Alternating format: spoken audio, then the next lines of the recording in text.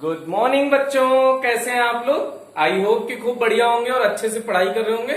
तो अभी हम लोग उसी लेक्चर को कंटिन्यू कर रहे हैं जैसे हमने पढ़ा था पहले ग्राफीय विधि। तो ग्राफीय विधि से हमने गणनाओं को सीखा था कि कैसे सदिशों को जोड़ा जाता है, घटाया जाता है। तो अब उसी क्रम को हम लोग आगे बढ़ा रहे हैं और उसी में हम लोग सीखने जा रहे हैं गणितीय विधि। गणितीय विधि में आपको एक दो फॉर्मूले और अच्छे अच्छे मिलेंगे।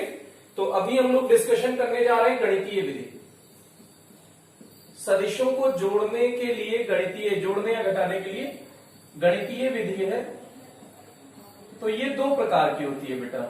जैसे हमने वहां पे पढ़ा था त्रिभुज का नियम, समांतर चतुर्भुज का नियम, बहुभुज का नियम। तो ये दो ही प्रकार की होती है। पहला त्रिभुज का नियम, लॉ ऑफ ट्रायंगल, और दूसरा है समांतर चतुर्भुज का नियम।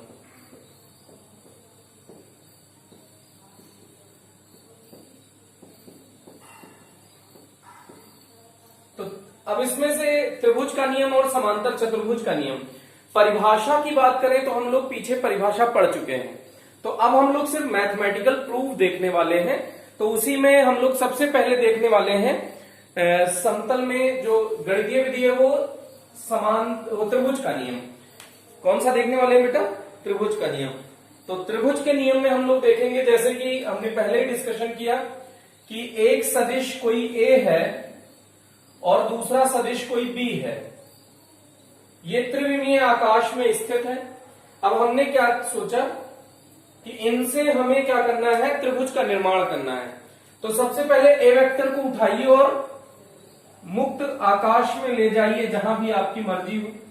तो ये ए वेक्टर है बेटा। अब इसके बाद इस बी वेक्टर को उठाइए और इसको देखिए ऐसे ले जाइए, ले जाइए, ले जाइए, यहां जोड़ दीजिए। जोड़ने में एक ही बात का आपको ध्यान रखना है कि परिमाण नहीं बदलना चाहिए और दिशा नहीं बदलनी चाहिए। तो फ्री वेक्टर के मान में कोई फर्क नहीं पड़ता। ये मुक्त सदिश है, तो मुक्त सदिश को एक स्थान से दूसरे स्थान तक विस्थापित करने में मुक्त सदिश के मान में कोई फर्क नहीं पड़ता। तो ये हो गया। अभी दोनों सदिश हमने क्रम से व्यवस्थित कर दिए हैं कि पहला सदिश का पूंछ, फिर सिर, फिर पूंछ और फिर सिर। ये क्रम से हमने व्यवस्थित कर दिया है। तो अब इसके बाद हम लोग क्या करने वाले हैं ये देखिएगा। इसके बाद हम लोग क्या करते हैं कि इसके क्रम के विपरीत एक तीसरी भुजा लेते हैं, ये वाली भुजा। ये इस त्रिभुज के परिणामी को प्रदर्शित करेगा बेटा। तो मान लेते हैं कि ये कुछ कोण है अल्फा। कुछ कोण कितना है बेटा? अल्फा। अब देखिएगा, ये कोई एक त्रिभुज ऐसा नहीं बना है जिसमें कैलकुलेशन इजी हो। तो इसके कैलकुलेशन को इजी बनाने के लिए हम लोग इसका घटक वियोजन करते हैं। क्या करते हैं बेटा? घटक वियोजन करते हैं। तो घटक वियोजन सीखने के लिए अब आपको थोड़ा सा टॉपिक से हटके थोड़ा डिस्कशन करना पड़ेगा कि घटक वियोजन कैसे किया जाए। तो घटक वियोजन क्या है, कैसे किया जाए, तो इसमें 5-7 मिनट 10 मिनट का टाइम आप लगाएंगे और सीखेंगे। तो ये हमने वहां पे व्यवस्थित कर दिया है। तो अभी हमें जो काम की बात करनी है वो आपको समझा देते हैं, उसका प्रॉपर तरीका बताएंगे। लेकिन अभी हमको काम की बात करनी है। तो जैसे हम लोग ये सदिश चैप्टर पढ़ रहे हैं बेटा। सदिश चैप्टर में क्या होता है कि जो दिए गए सदिश हैं उनको हम लोग किसी दिशा में रखना चाहते हैं, चाहे एक्स में, चाहे वाई में, चाहे जेड में, कहीं भी रखना चाहते हैं। लेकिन हर बार एक्स वाई जेड में हो ऐसा कोई निश्चित नहीं है। वो अन्य दिशाओं में भी संभव हो सकते हैं। तो अगर किसी अन्य दिशा में है तो उनको किसी सिस्टमेटिक दिशा में लाने के लिए हमको क्या करना है, तो वो देखिएगा। तो ऐसे सोचिए कि मान लीजिए कि ये कोई सदिश है। अब ये इसकी पैर है, ये इसका सिर है, पूंछ और सिर। अब इस सदिश को ना तो एक्स में है ना वाई में है। तो हम कोशिश करेंगे कि इस सदिश को एक्स में भी वियोजित कर ले और वाई में भी। इसका प्रक्षेप हम एक्स में ले लें और वाई में ले लें। तो इसका देखिएगा, इस सदिश का ये ए सदिश हो सपोज, तो इसका घटक वियोजन कीजिए एक्स अक्ष में। इसके एकदम सीध तक होगा ये यहां तक। अभी चर्चा की जाएगी कि ये क्यों होगा, कैसे होगा, ये सब आगे के चैप्टर में हम लोग सीखेंगे। तो ये एक्स अक्ष में इसका कुछ मान हो गया इसी सदिश का, और इसी सदिश का वाई अक्ष की दिशा में मान हो गया। ये जो दिया गया सदिश है इसका कुछ एक्स अक्ष के साथ कोण मान लीजिए थीटा। कितना कोण मान लीजिए बेटा? थीटा। तो ये दिया गया सदिश एक्स अक्ष के साथ जिससे थीटा बनाएगा, अभी के लिए ध्यान रखेंगे, बाद में हम इसका रूल सीखेंगे कि क्यों ऐसा हम बोल रहे हैं, लेकिन अभी आपको दिमाग में रखना है कि जिससे थीटा बनेगा वो कॉस थीटा, सदिश इंटू कॉस थीटा। तो ए का इस दिशा में घटक क्या हो जाएगा? ए कॉस थीटा, और ए का वाई दिशा में घटक हो जाएगा ए साइन थीटा। कुल मिलाकर ध्यान रखिएगा, जो ये कोण है इस कोण के साथ जो बनेगा उसको सदिश के साथ कॉस थीटा लेंगे, उसके लंबवत साइन थीटा ले लेंगे। अब इसके बाद देखिएगा कि सदिश कोई जरूरी नहीं है, ऐसे भी दिया हो सकता था। अब आपके पास चार ही ऑप्शन है बेटा, एक्स वाई जेड अगर हम लोग बात कर रहे हैं तो अभी हम एक्स वाई में ही बात कर रहे हैं। तो 1 2 3 4 चार तीर है आपके पास, इसमें से दो तीर लेनी है। दो तीर ले लीजिए कि ये उसके बीच में आना चाहिए दोनों तीर के, और न्यूनतम होना चाहिए मान इसका जो हम घटक वियोजन करें। तो एक तो ये तरीका है बेटा कि इसको उठा के यहां वियोजित कर दो, तो ये न्यूनतम नहीं है बेटा। तो इसको सोचिए कि कौन सा तीर लें, 1 2 3 4 में से। तो अगर हम देखिए वाई दिशा वाला तो 2 ले लेते हैं, और अब हमारे पास ऑप्शन है 1 और 2 में, 1 और 3 में, लेकिन ये न्यूनतम हमको इसका डिस्टरबेंस 3 में मिलेगा, इसलिए न्यूनतम डिस्टरबेंस के लिए कौन सा लेंगे बेटा? 3। तो इसकी दो दिशाएं होंगी, एक तो हो गई 2 और एक हो गई 3। तो ये इसका घटक वियोजन हो गया। मान लो कि ये कोण फिर से अल्फा है, तो बी का जिसके साथ कोण बनेगा वो सदिश तो लिखिए ही कॉस अल्फा, और जिसके साथ ये बचा है जो 90 डिग्री पर है उसके साथ वो बी साइन अल्फा। कोशिश करिएगा समझने की बेटा। ऐसे ही मान लो कि कोई तीसरा सदिश है, ये सी वेक्टर है कुछ, तो इसके लिए इसमें से कौन कौन सा तीर चुनेंगे बेटा? 1 2 3 4 में से। तो एक्स अक्ष के अनुदिश चुनिए ये वाला तीर, वाई अक्ष के अनुदिश चुनिए ये तीर। अब देखिए इन्हीं दोनों के बीच में आएगा। अगर आपने कोई और तीर चुन लिया ना तो ये उसके बीच में नहीं आएगा, या फिर डिस्टरबेंस मैक्सिमम हो जाएगा। तो मिनिमम डिस्टरबेंस रखने के लिए हम लोग कौन सा तीर चुनेंगे? 1 और 2, कौन सा, सॉरी 1 और 4, कौन कौन सा तीर चुनने वाले हैं? 1 और 4। एक एक्स अक्ष का हो गया, और ये तीर नीचे है मिनिमम डिस्टरबेंस के लिए, इसको चाहे इधर रखिए चाहे इधर रखिए, समझने की कोशिश करना। नहीं तो तुम इसको कहो कि सर इसके साथ ले लो, इस वाई के साथ ले लो, तो इस वाई के साथ नहीं लेंगे क्योंकि डिस्टरबेंस अधिक हो जाएगा। तो अब इसका इस दिशा में घटक वियोजन करिए। मान लीजिए कि ये बीटा, इस कोण का नाम क्या है बेटा? बीटा। तो सी का ये घटक क्या हो जाएगा? सॉरी, जो सदिश है उसका मान लिखिए सी, और जिससे कोण बने वो कॉस और बीटा। कितना कोण बना है? बीटा। और ये क्या हो जाएगा बेटा? सी साइन बीटा। अब मान लीजिए कि कोई सदिश इस दिशा में दिया हुआ है, तो इसका वियोजित करने के लिए देखिए आपको कौन कौन सा लेना है। आप जल्दी से सोचो, जल्दी से सोचो और कमेंट करो कि कौन सा लेंगे हम भाई। तो अब हम लोग, अगर आपने सोच लिया है तो देखिए इसके लिए हम लोग ले रहे हैं 3 और 4। क्या आपने यही सोचा था? अब ये डी वेक्टर है कुछ, और ये कोण है कुछ गामा। ये वाई का थोड़ा सा स्टाइलिश वाई बना देंगे तो उसी को गामा बोलते हैं बेटा। अब देखिए कोण किसके साथ बना है? वाई के साथ, वाई अक्ष के साथ बना है, तो इसको क्या कहोगे? डी कॉस गामा, और इसको क्या कहोगे? D sign gamma. ओके। अब इसके बाद देखिएगा, अगर ये कोई सदिश है, ऐसा है, मान लीजिए कुछ एक्स सदिश है, ऐसा है, तो इसका घटक वियोजन करो बेटा। तो इसका घटक वियोजन हम नहीं करेंगे क्योंकि ये ऑलरेडी तमीज से है, एक्स अक्ष के अनुदिश है, तो इसका घटक वियोजन नहीं करेंगे। ऐसे ही अगर ऐसे कोई होता तो इसका भी घटक वियोजन नहीं करते। एक्स डैश वेक्टर मान लीजिए, तो इसका भी घटक वियोजन नहीं करते क्योंकि ये वाई के अनुदिश है। ठीक है भाई। अभी हमने ये वाला निर्देश तंत्र मान रखा है जो आपका ये है। अभी इसका घूर्णन करके भी कर सकते हैं, लेकिन वो सब चर्चाएं आगे की जाएंगी बेटा। तो फिर से एक बताइएगा जल्दी से कि इसका घटक वियोजन करना है, जल्दी से बताओ कैसे करें। इनमें से नंबर बोलो 1 2 3 4 में से। तो आपको दिख रहा होगा 3 और 2, ऐसा लगा। ये अगर कोण है लेमडा और ये सदिश का नाम है एक्स, तो पहले सदिश का नाम लिखिए एक्स, और जिससे कोण बना है वो कॉस लेमडा और एक्स साइन लेमडा। तो ये घटक वियोजन का तो पहले तरीका है भैया। अच्छा, ऐसा ही क्यों करते हैं ये हम लोग थोड़ा सा आगे सीखेंगे। अभी के लिए हम लोग त्रिभुज का नियम पढ़ रहे हैं, उसमें ये जरूरत थी तो हमने इसको सीख लिया है बेटा। तो इसके लिए हम ये मान लेते हैं कि आप लोग इस घटक वियोजन को सीख गए होंगे। तो आगे का टॉपिक देखिए। आगे हम लोग ये इस त्रिभुज के नियम से संबंधित नहीं है बेटा, ये एक्स्ट्रा टॉपिक है जो घटक वियोजन का है, ये हमको आना चाहिए। बहुत ही सिंपल टॉपिक है और सबसे ज्यादा यूज होने वाला टॉपिक है पूरे फिजिक्स में। इससे ज्यादा फिजिक्स में आपको कोई ऐसी चीज देखने को नहीं मिलेगी जो यूज हो। सबसे ज्यादा यूज होने वाला टॉपिक है। तो अब इसका हमें कोई सुंदर सा त्रिभुज, जैसे सबसे बढ़िया त्रिभुज जिसके बारे में हम सबसे ज्यादा जानते हैं, अगर वो समकोण त्रिभुज है, तो हमारी कोशिश क्या होगी कि इसे समकोण त्रिभुज बनाया जाए। तो समकोण त्रिभुज बनाने के लिए देखो, यहां से हमने एक ऐसे डॉटेड लाइन ले ली, ये ले ली। तो अब देखिए ये त्रिभुज इधर देखिए, ओ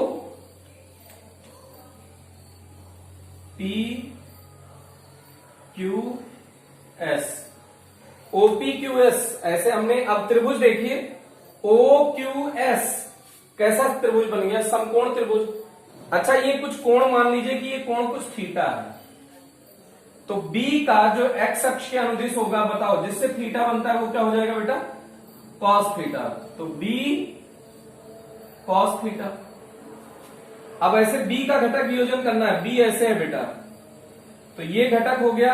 अगर ये थीटा है तो इसको आपने क्या कहा, B cos थीटा। अब इसका y के घटक क्या हो जाएगा, B sin थीटा। हो जाएगा कि नहीं हो जाएगा। लेकिन ये मुक्त सदिश है तो इसको उठा के इसके सामने लगा दें तो कोई दिक्कत नहीं आएगी। तो देखिएगा, इसी चित्र को हम ऐसे बना रहे हैं, समझने की कोशिश करिएगा। B तो ऑलरेडी है, ये B cos थीटा है ही, इसको हम उठा के यहां लगा दें तो ये देखिए यहां लग जाएगा ना, तो इसका नाम हो जाएगा B sin थीटा। तो एक ऐसे भी ध्यान रख सकते हैं कि थीटा के सामने वाला साइन थीटा के रूप में लिखते हैं। थीटा के सामने वाला जो लंब होता है उसे साइन थीटा के रूप में लिखते हैं। तो चाहे इसे B sin थीटा बोल दीजिए, चाहे इसको अगर त्रिभुज बंद हो रहा है तो साइन थीटा के रूप में बोल दीजिए। ऐसे इसको देख लीजिए, x है तो ये अगर ऐसे ऐसे घटक वियोजन, ये और ये लेना पड़ेगा आपको, ये अल्फा मान लीजिए, तो x का ये घटक क्या हो जाएगा, x cos अल्फा, और ये क्या हो जाएगा, x sin अल्फा। अब x sin अल्फा को विस्थापित कर दीजिए तो यहां से उठ के कहां चला आएगा, यहां चला आएगा, तो यहां भी x sin अल्फा बोल सकते हैं। तो ये मुक्त सदिश है, इसलिए इस सदिश को उठा के अगर यहां विस्थापित कर दो तो कोई फर्क नहीं पड़ेगा बेटा। तो इसी को हम लोग सीख रहे हैं। तो अब ये हो गया B cos थीटा, और थीटा के सामने वाले को क्या लिख सकते हो, B sin थीटा। इस वाली ऊंचाई को बेटा, ये इसको क्या लिख दिया, B sin थीटा। ये चीज अगर आपको समझ में आ गई हो तो अब इसको प्रोसीड कर लेते हैं। लगभग हमारी बात खत्म हो चुकी है। अब देखिएगा, ये कौन सा त्रिभुज बन गया, समकोण त्रिभुज। फिर से इस चित्र को अच्छे से समझने की कोशिश करिएगा। ए वेक्टर था, बी वेक्टर मुक्त सदिश था, उठा के इस तरह से विस्थापित किए कि इसका जो सिर है और दूसरे इस वेक्टर का पूंछ, वो दोनों एक बिंदु पर मिलते हो। तो अब उसके बाद उसको आगे बढ़ाया। अब उसके विपरीत एक त्रिभुज की तीसरी भुजा है, वो उसके परिणामी को प्रदर्शित करती है। तो अब हमारा पहला काम है दिए गए परिणामी का परिमाण ज्ञात करना। क्या काम है, पहला काम क्या है इसमें, त्रिभुज के नियम में ए पार्ट है, दिए गए परिणामी। इसमें परिणामी कौन है बेटा, वेक्टर आर, ये हमने माना है परिणामी इसका।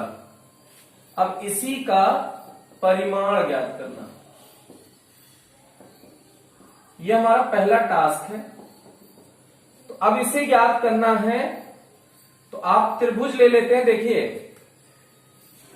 त्रिभुज ओ क्यू एस में, ओ क्यू एस ले लीजिए बेटा, बड़ा वाला त्रिभुज। तो ओ क्यू एस में क्या होता है फॉर्मूला, अगर ये समकोण त्रिभुज है तो कर्ण का वर्ग बराबर आधार का वर्ग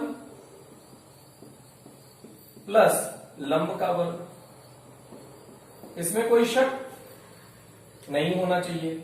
अब कर्ण तो कितना है आर, तो सीधे सीधे आर का वर्ग हो गया, आर स्क्वायर। अब आधार क्या है बेटा, आधार देखो ओपी प्लस पीएस पूरा मिला के ये ओएस है, तो ओपी का वैल्यू क्या है ए, और प्लस पीएस का वैल्यू क्या है बी कॉस थीटा। लेकिन इसके खोपड़ी पे स्क्वायर लगाए तो स्क्वायर लगा दीजिए, प्लस लंब क्या है बेटा बी साइन थीटा, लंब क्या है बी साइन थीटा, इसका स्क्वायर कर दीजिए। अब ये देखिए ए प्लस बी का होल स्क्वायर बन गया है, तो इसको ओपन कर लीजिए, ए स्क्वायर प्लस इसका स्क्वायर हो जाएगा, तो क्या हो जाएगा b square cos square theta plus 2ab cos theta, 2ab cos theta plus ये क्या हो जाएगा, इसका स्क्वायर करोगे तो बेटा b square sine square theta, ये आ जाएगा।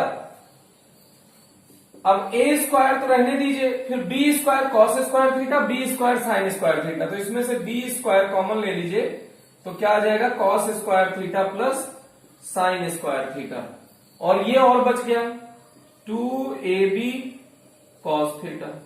अब आप देख रहे हैं cos square theta plus sign square theta mathematics में सर्वसम्मिका थी, तो इसको आपने लिख दिया ए स्क्वायर प्लस बी स्क्वायर, और इसका मान क्या होता है cos square theta plus sign square theta का 1, तो प्लस 2ab कॉस थीटा, ये आया है आर स्क्वायर बराबर बेटा। तो अगर स्क्वायर हटाओगे तो इधर अंडर रूट लग जाएगा। अच्छा, अब यहां पे ये वेक्टर आर था, आर जो सदिश है वो धनात्मक भी हो सकता है ऋणात्मक भी हो सकता है, लेकिन स्क्वायर नंबर कभी ऋणात्मक नहीं हो सकता, तो अब ये ऋणात्मक हो जाएगा ना, तो इसलिए हमने परिमाण लगा दिया कि ये भी कभी अब ऋणात्मक नहीं होगा। तो दिए गए परिणामी का परिमाण ज्ञात करना, तो ये सूत्र क्या हो गया बेटा under root A square plus B square plus 2ab cos theta. तो ये अगर आपने अच्छे से नोट कर लिया हो, एक बार वीडियो पॉज करिए और अच्छे से नोट करिए, फिर हम लोग आगे बढ़ने की कोशिश करेंगे। इसी में आगे हम लोग टॉपिक प्रोसीड करने वाले हैं, तो इसको जल्दी से आप नोट कर लीजिएगा, वीडियो पॉज कर लीजिएगा।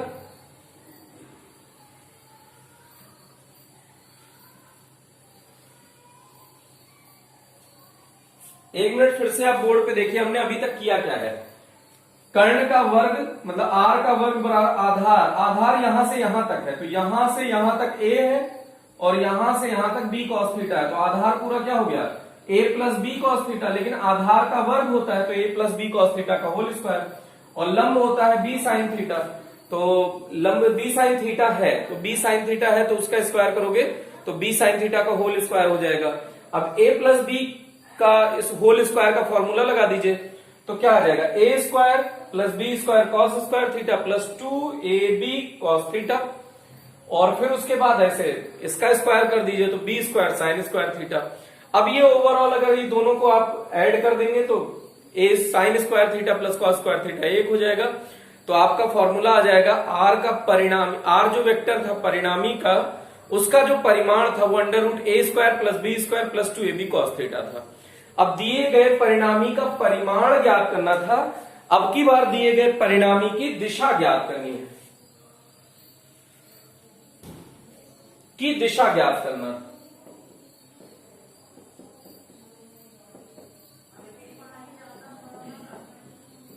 तो इसकी दिशा ज्ञात करने के लिए मतलब दिशा का मतलब हम लोग tan थीटा ज्ञात करना चाहते हैं। क्या ज्ञात करना चाहते हैं बेटा, tan कोण के साथ ज्ञात करना चाहते हैं।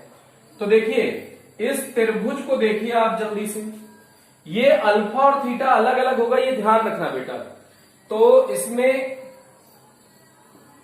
tan अल्फा लंब बटे आधार फॉर्मूला होता है tan का।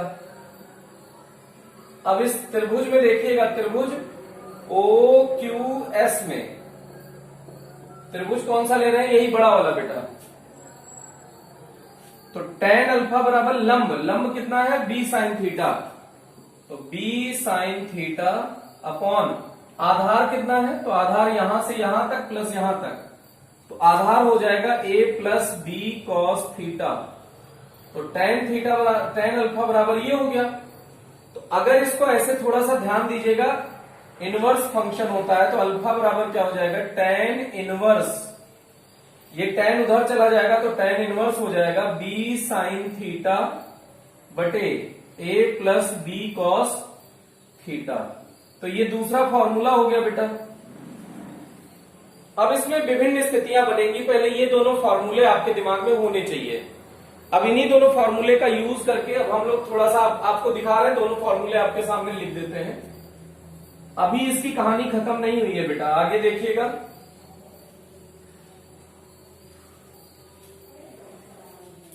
हमने अभी तक इस त्रिभुज के फॉर्मूले में दो फॉर्मूले प्राप्त किए। एक दिए गए परिणामी का परिमाण था under root a square plus b square plus 2ab cos theta. दूसरा है अल्फा बराबर या tan अल्फा बराबर लंब कितना है b sin थीटा, आधार कितना है a plus b cos theta. इसी दोनों फॉर्मूले का यूज हम लोग करने जा रहे हैं और विभिन्न स्थितियां आप ज्ञात करने जा रहे हैं। पहली स्थिति है यदि ये जो थीटा है वो 0 डिग्री हो। थीटा 0 डिग्री का मतलब a वेक्टर ऐसा है तो b वेक्टर भी ऐसे हो जाए। ये थीटा है बेटा, थीटा 0 का मतलब ऐसे घटा के 0 कर दीजिए तो b वेक्टर। तो इस स्थिति में यदि थीटा बराबर 0 हो जाएगा तो r का जो परिणामी है उसका परिमाण क्या हो जाएगा, देख लीजिए a square plus b square plus 2ab cos 0 degree. cos 0 का मान क्या होता है 1, तो ये क्या आ जाएगा a square plus b square plus 2ab का अंडर रूट, cos 0 की वैल्यू 1 हो गई, cos 0 बराबर 1। अब ये a प्लस b का होल स्क्वायर बन गया बेटा। a square plus b square plus 2ab को क्या लिख सकते हो, a प्लस b का होल स्क्वायर, स्क्वायर से रूट हट जाएगा तो ये a प्लस b मतलब ये इसमें सीधा सीधा जुड़ रहा है तो ये अधिकतम मान होगा। तो ये r मैक्सिमम आ गया बेटा कितना, a प्लस b, ये r मैक्सिमम है।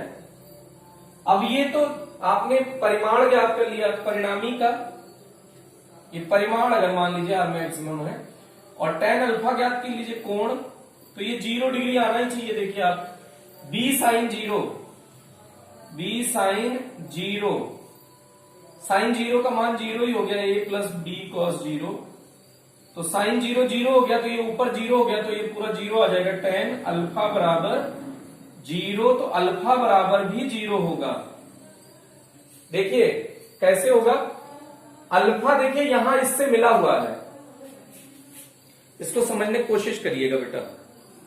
ये b ऐसे था, अल्फा इससे ऐसे मिला हुआ था, तो अगर ये घट रहा है घट रहा है घट रहा है घट रहा है घट रहा है तो अल्फा भी घटते घटते 0 हो जाएगा ना, तो अल्फा 0 आ जाएगा, tan अल्फा 0, तो अल्फा बराबर भी क्या हो जाएगा 0, क्योंकि tan 0 का मान 0 होता है।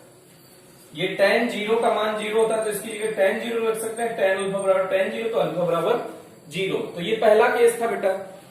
अब इसी में हम लोग सेकंड केस का डिस्कशन करते हैं। चित्र ये वाला ध्यान रखिएगा, ऐसे बनेगा। तो सेकंड केस क्या है, सेकंड पार्ट इसी का, यदि थीटा बराबर 90 डिग्री तो क्या हो जाएगा बेटा, r परिणामी का जो परिमाण है वो under root a square plus b square plus 2ab cos 90, cos 90 की वैल्यू होती है 0, तो हो जाएगा a square plus b square. ये तो पूरा 0 हो गया, 0 से गुणा होके, तो r वेक्टर बराबर का परिमाण क्या आ जाएगा, A square plus B square. तो अगर दो सदिश राशियां एक दूसरे से 90 डिग्री पर हो, कैसे, ये ए वेक्टर है और ये बी वेक्टर है, अगर दो सदिश राशियों के बीच का कोण 90 डिग्री हो तो परिणामी सीधे उनके स्क्वायर के साथ जुड़ जाता है। कोण ज्ञात कर लीजिए, tan अल्फा बराबर क्या हो जाएगा, बी साइन 90 अपॉन ए प्लस बी कॉस 90। साइन 90 की वैल्यू 1 हो गई, साइन 90 बराबर 1 और कॉस 90 बराबर 0, ये ध्यान रखना है आपको। तो ए बचा, बी कॉस 90 की वैल्यू क्या हो जाएगी 0, तो ये पूरा 0 हो गया। तो tan अल्फा बराबर क्या आ गया बेटा, बी बाई ए। तो अल्फा बराबर क्या हो जाएगा, tan इनवर्स बी बटे ए। तो ये 90 डिग्री में कोण आ जाएगा बेटा, कि सीधे दोनों सदिश का अनुपात ले लीजिए tan के साथ, ये हो गया। अब तीसरा केस क्या हो सकता है, थर्ड केस, यदि थीटा बराबर 180 डिग्री, 180 डिग्री होगा, मतलब ये सदिश ए इधर है तो बी सदिश कहीं इधर होगा। अब इसका परिणामी का परिमाण ज्ञात कर लीजिए, आर परिणामी का परिमाण, ये कितना हो गया कोण बेटा, 180 डिग्री।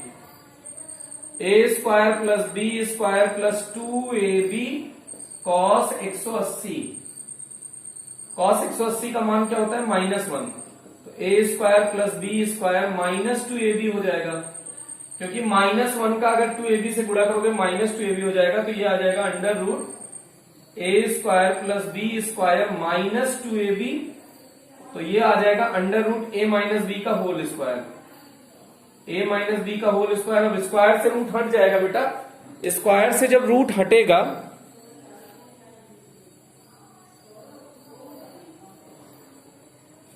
तो ये क्या बचेगा, देखिएगा,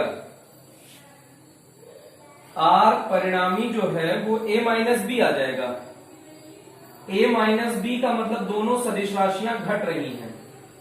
अगर दोनों सदिश राशियां घट रही हैं तो ये कौन सा मान होना चाहिए, मिनिमम। तो आर मिनिमम क्या आ जाएगा बेटा, ए माइनस बी। अब उसके बाद tan अल्फा ज्ञात कर लीजिए। इस स्थिति में tan अल्फा भी 0 आना चाहिए क्योंकि क्यू शीर्ष से मिलाया गया अल्फा है। तो देखिए, अल्फा अगर ऐसे हो गया तो अल्फा भी तो इसी लाइन के अनुदिश हो जाएगा, तो क्या आना चाहिए, बी साइन 180 बटे ए प्लस बी कॉस 180। साइन 180 की वैल्यू 0 हो गई बेटा, तो ये पूरा फिर से 0 आ गया। तो tan अल्फा बराबर 0, तो अल्फा बराबर 0 आ गया। तो ये तीनों केस का डिस्कशन हमने कर दिया। ये पहले केस का डिस्कशन रहा, ये दूसरे केस का, ये तीसरे केस का। तो अगर विभिन्न स्थितियां आए तो इसको आप इस तरह से डिराइव कर सकते हैं। तो इसी के जैसा एकदम, अगर आपने इसे सीख लिया हो तो इसको हम लोग इरेज करने जा रहे हैं, इसको नोट कर लीजिएगा बेटा।